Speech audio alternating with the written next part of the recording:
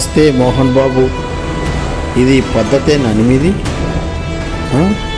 Hall ticket ఇవ్వకుండా exam రాయనీయకపోవడం ఎంతవరకు correct? ఇది డబ్బుల కోసం కకృతి పడే నీలాంటి యూనివర్సిటీలు ఉన్నంత కాలం విద్యార్థులు బాగుపడతలేరు తెలుసా?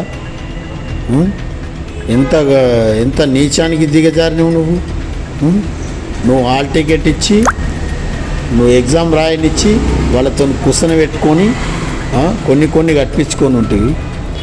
అందరి పిల్లల ఎదుట నిలబెట్టడం అంటే నువ్వు ఒక తండ్రిని బాధ పెట్టినట్టే. ఎంత ఘోరంగా బాధపడుతున్నాడు చూడు. ఆ తండ్రి కొడుకుల ఉసురు నీకు తలగదా? ఏం చేసుకుంటావు? డబ్బు ఇంగ్లాండ్లో ఎన్నో ల్యాండ్ కొని ఇదంతా నాదని సొత్తపూస లెక్క చూపిడుతుంది.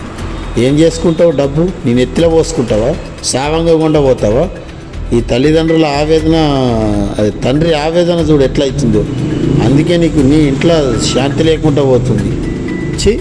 ఇకనైనా బుద్ధి తెచ్చుకొని ఎగ్జామ్ ఏందో హాల్ టికెట్ ఇచ్చి రాయనియ్యు, వచ్చి ఎక్స్క్యూజ్ చేసుకో. డబ్బులు కొన్ని కట్టించుకుని ఏర్పాటు చేసుకో. గట్లుంటుంది. కానీ ఇదంతా ఎందుకు పెట్టుకున్నావు నువ్వు అట్లా? చూడు ఆ తండ్రి ఎంత బాధపడుతున్నాడు.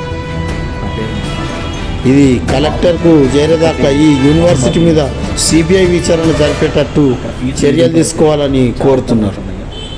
మా బాబు ఫీజు రియంబర్స్మెంట్ మీద చేరాడు. పోయిన సంవత్సరం యూనిఫామ్ కానీ బస్ ఫీజు అని ఇంకా చిన్న ఫీజులు ఉన్నాయి. ఆ 20 వేలు కాకుండా లెక్చరర్లకి జీతాలు ఇవ్వాలని 40,000 ఫీజు తీసుకున్నారయ్యా మా దగ్గర నుంచి. అలాగే ఈ సంవత్సరం కూడా మెస్ ఫీజు కట్టాను 20,000. తర్వాత లెక్చరర్లకి జీతాలు ఇవ్వాలి అని చెప్పి బయట నుంచి తెప్పించాము. లెక్చరర్లని జీతాలు ఇవ్వాలని 40,000 వసూలు చేస్తున్నారయ్యా. నేను ఒక ట్యాక్సీ ఫీల్డ్ అయ్యా. అయితే 40,000 ఫీజు కట్టలేదని మా బాబుకి ఇప్పుడు మిడ్ ఎగ్జామ్ రాయనీయట్లేదయ్యా. హాల్ టికెట్ ఇవ్వలేదు. అక్కడ ఉన్న పిల్లలందరినీ ఇలానే బెదిరించి ఎగ్జామ్ రాయనివని హాల్ టికెట్లు ఇవ్వకుండా ఇబ్బంది పెడుతున్నారయ్యా. ఎంతోమంది పేద మధ్యతరగతి కుటుంబాలు ఎంసెట్ ద్వారా వెళ్ళి చదువుకుంటున్నారు. అక్కడ ఆ పిల్లలందరికీ, మా పిల్లలతో పాటు అందరి పిల్లలకు కూడా చాలా ఇబ్బంది పెడుతున్నారయ్యా ఫీజులని. మోహన్ బాబు గారి పుట్టినరోజని